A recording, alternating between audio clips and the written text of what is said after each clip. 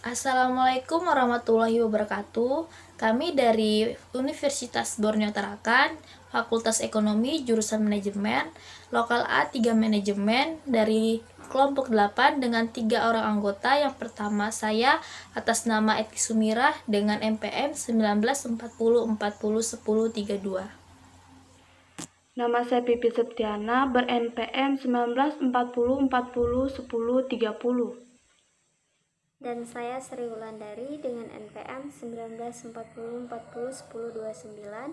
Di sini kami akan menjelaskan soal bab 9 halaman 443 sampai dengan 449 nomor 9.3. Yang kedua ada soal studi kasus halaman 451 buku manajemen operasional Jay Hazer. Ya, di sini saya akan menjelaskan soal halaman 443 sampai dengan 447 nomor 3 dengan soal 3 departemen penggalian yaitu M, pengeboran yaitu D, dan penggergajian yaitu S. Ditetapkan pada 3 area kerja pada mesin penjualan Victor berardis, Van, Ohio. Jumlah workpiece yang dipindahkan per harinya antara pusat kerja dalam kaki adalah sebagai berikut. Di sini ada tabelnya. M yaitu penggalian, D itu pengeboran, dan S itu penggergajian. MD yaitu ada 23 kepingan. MS yaitu ada 32 kepingan. DS yaitu ada 20 kepingan. Dengan tabel kedua yaitu jarak antara pusat area kerja departemen dalam satuan kaki. Itu MD sama dengan 10, MS sama dengan 5, DS sama dengan 8. Di sini ditanyakan yaitu biaya adalah $2 untuk memindahkan sebuah benda kerja sejauh 1 kaki. Berapakah biayanya? Jadi kita cari dulu biayanya, yaitu M dan D. Tadi sudah diketahui bahwa M dan D itu 10 satuan kaki. Terus dikalikan sama $2. Terus M dan S itu diketahui tadi ada 5 satuan kaki, dikalikan sama $2, hasilnya menjadi $10. Dan selanjutnya ada D dan S, itu ada 8 satuan kaki, dikalikan sama $2, hasilnya $16. Terus jumlah tadi ditambahkan, jadi $20 ditambah $10 ditambah $16, jumlahnya ada $46. Lanjut perhitungan kedua yaitu biaya per kepingannya. Tadi sudah diketahui M dan D itu ada 23 kepingan. Hasilnya juga tadi dolarnya udah dihitung. Itu M dan D ada $20. Jadi $20 dikalikan sama 23 keping, hasilnya menjadi $460. Selanjutnya juga M dan S. Itu tadi ada $10 terus dikalikan sama 32 keping. Hasilnya $320. Dan selanjutnya D dan S yaitu $16 dikalikan sama 20 keping menjadi $320.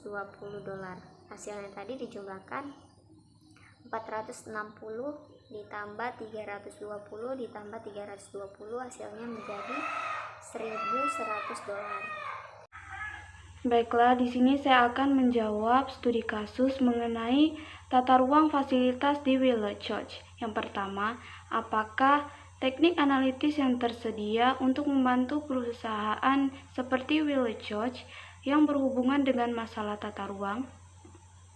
Perencanaan tata ruang merupakan teknik dan langkah-langkah dalam upaya untuk merubah atau memperbaiki layout suatu industri agar mampu diperoleh perubahan layout dalam upaya untuk penanganan fasilitas dan material handling agar kegiatan prosesnya lebih optimal.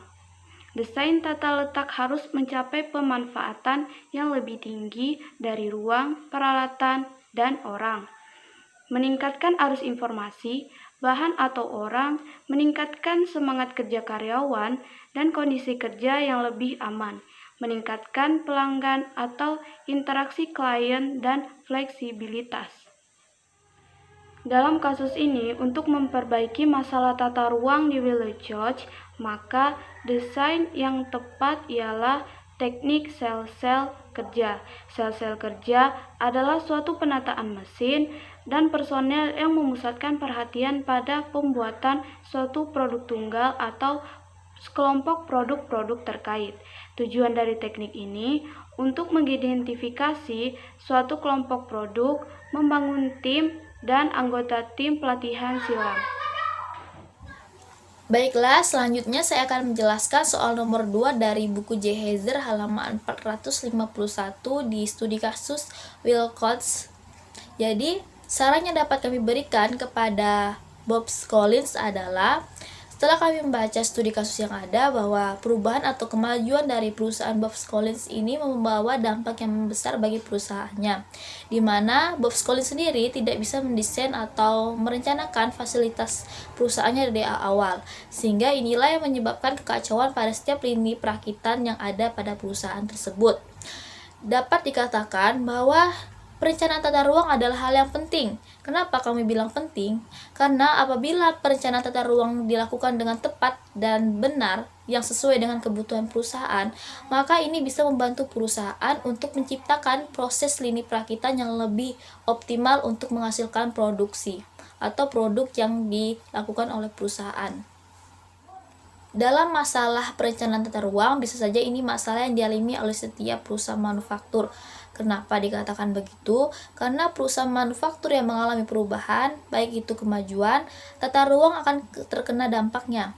Karena disitulah proses produksi dalam perakitan. Nah, oleh karena itu, dalam perencanaan tata ruang, kita harus benar-benar memikirkan dampak-dampaknya yang akan dialami oleh perusahaan dan menyiapkan bagaimana strategi perencanaan apabila ada perubahan-perubahan yang dialami oleh perusahaan.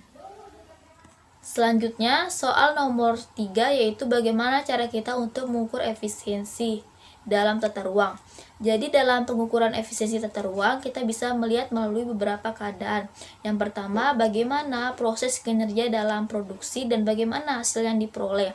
Yang kedua, bagaimana kinerja perakitan yang dilakukan selesai dalam waktu urutan yang telah ditentukan diikuti dengan waktu siaga dalam setiap stasiun kerja dapat diminimalkan.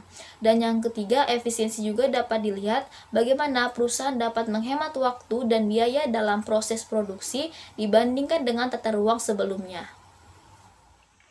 Sekian dari penjelasan dan jawaban dari kelompok kami. Jika ada kesalahan dan kekurangan dalam jawaban kami, mohon dimaafkan. Assalamualaikum warahmatullahi wabarakatuh.